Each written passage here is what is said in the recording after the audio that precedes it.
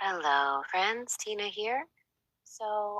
Coming on today to share a BQH session with you that we had yesterday with a beautiful soul that came to us for healing after experiencing a really traumatic lifetime in childhood, especially where she was abused on all levels, taken away from her parents and put into the foster system at a really young age, jumped around from home to home to home, um, had a really tough go of things and is carrying a lot of trauma.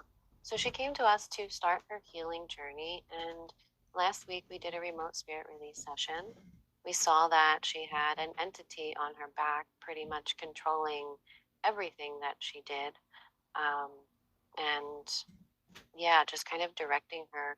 A lot of times people have symptoms of ADHD, anxiety, panic, depression, all of those kinds of things, and a lot of times it's entity related. I would say most times.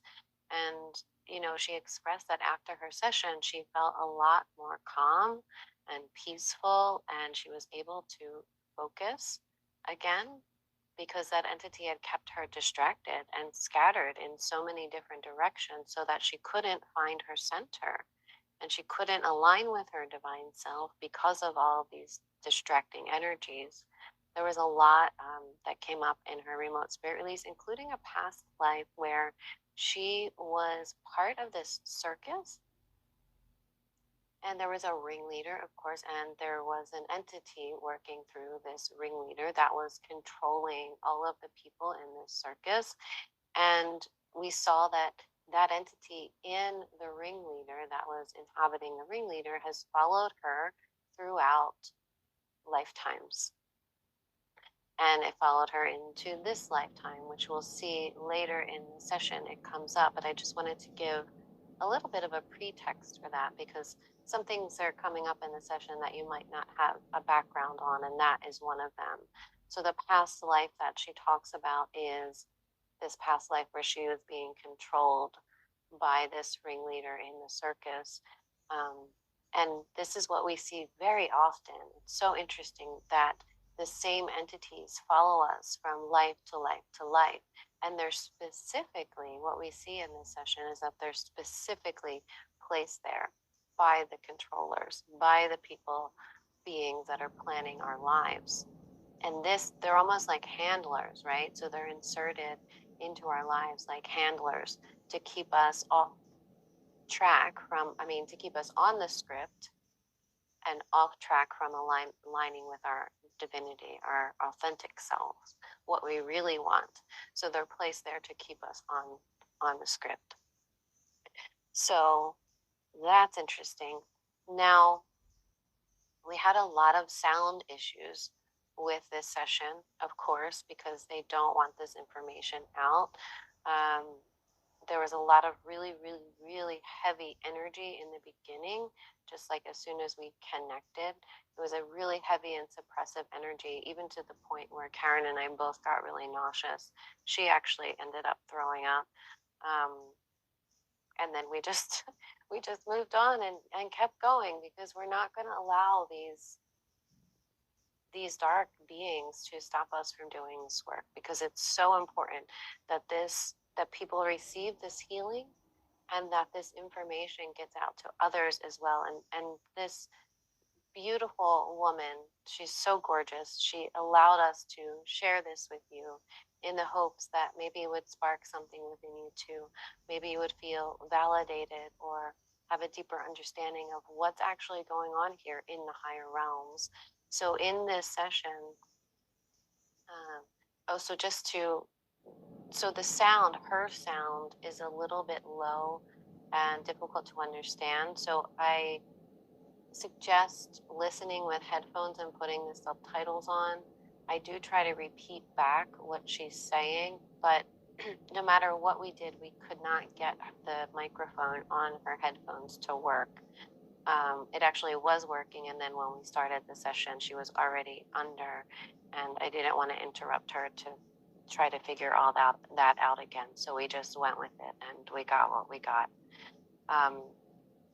So yeah, so just wear headphones if you can, put on the subtitles. I think that'll be helpful. I did try to amp up the audio a little bit in the editing. So, yeah, but there's not much else I can do about that. Um, so before everyone's, making comments about the sound, yes, we know. Yes, there was interference, and this is as good as it gets. So, um, yeah. Okay, that said, so this session we see is kind of like a pre-birth memory. She goes back to this place where she's in this like beautiful crystal kind of city or crystal place. I don't know what to call it, which is interesting because, even if things look really pretty and it's a beautiful garden or crystal city or palace or whatever it is, like these are all still creations of the matrix. All of these heavens are,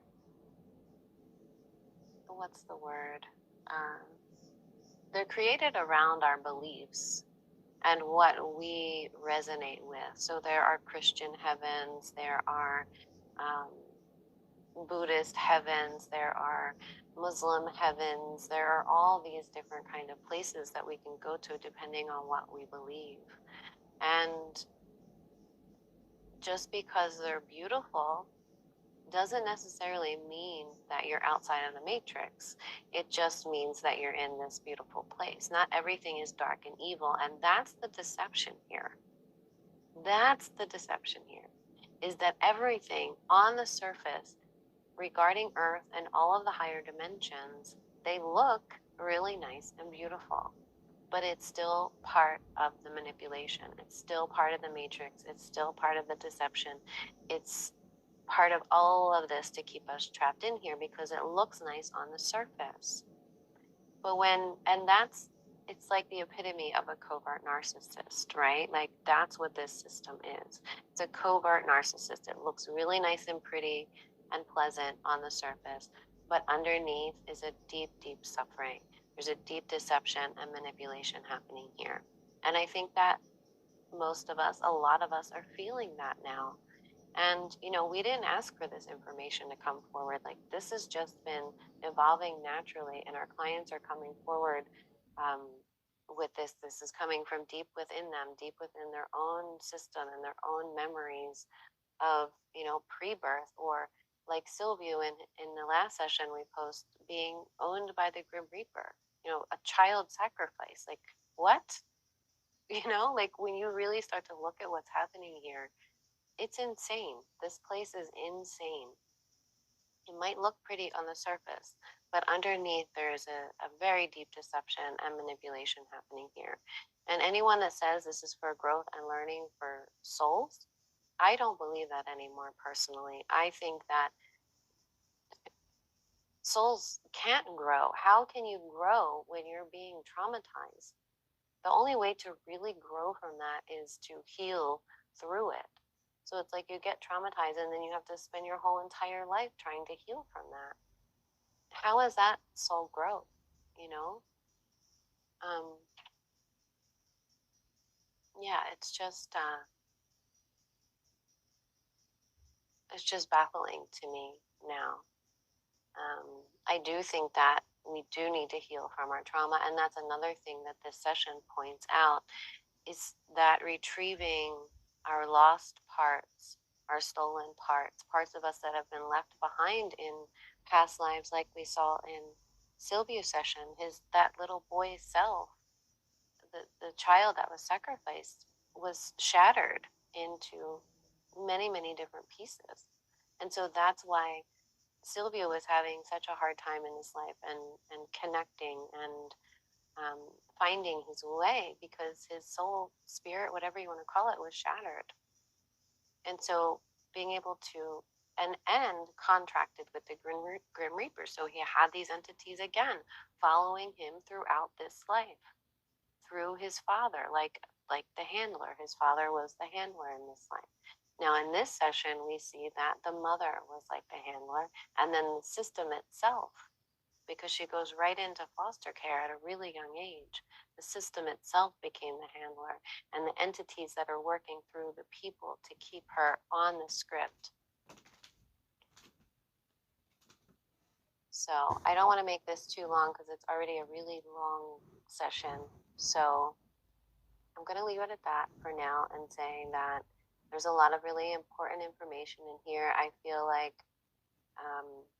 it will be really validating for a lot of you to know that you're not crazy and that there's something more happening here. And the inner child part, I think, will resonate with a lot of you as well, because we all have these feelings deep within us, even if we don't admit it to ourselves. We have these feelings of like, I don't want to be here, I want to go home. That's the number one thing I hear from every client. I don't want to be here, I want to go home. That's a deep soul calling.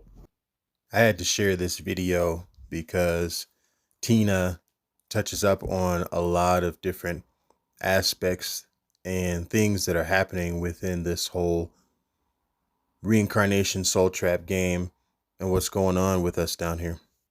Her channel's called Quantum Healing with Tina and Karen. The link to the full video will be in the description. And I just like how she articulates what's going on.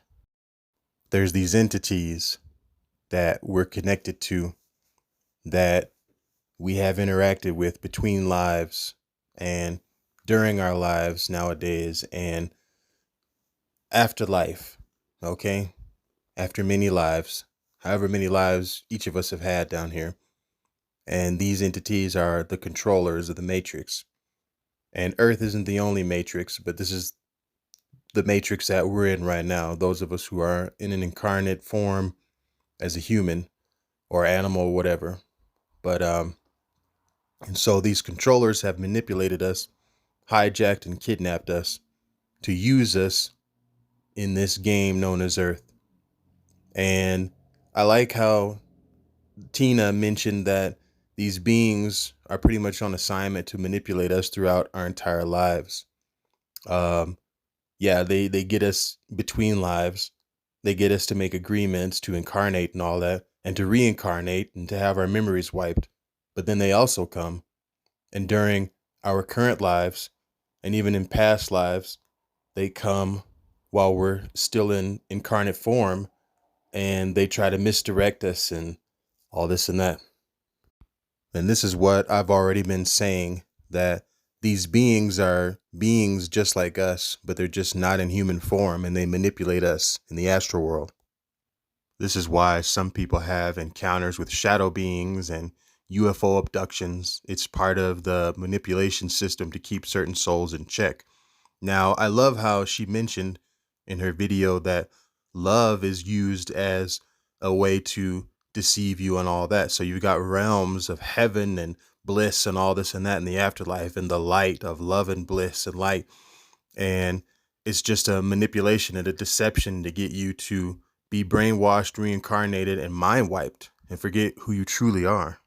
Now, I'm not going to lie. I myself have fallen for the love and light trap. I used to be part of the love and light community and wanted to see love and light in everything, regardless of all the craziness that happens in this world. But I had to wake up to the fact that something just wasn't right and it wasn't adding up.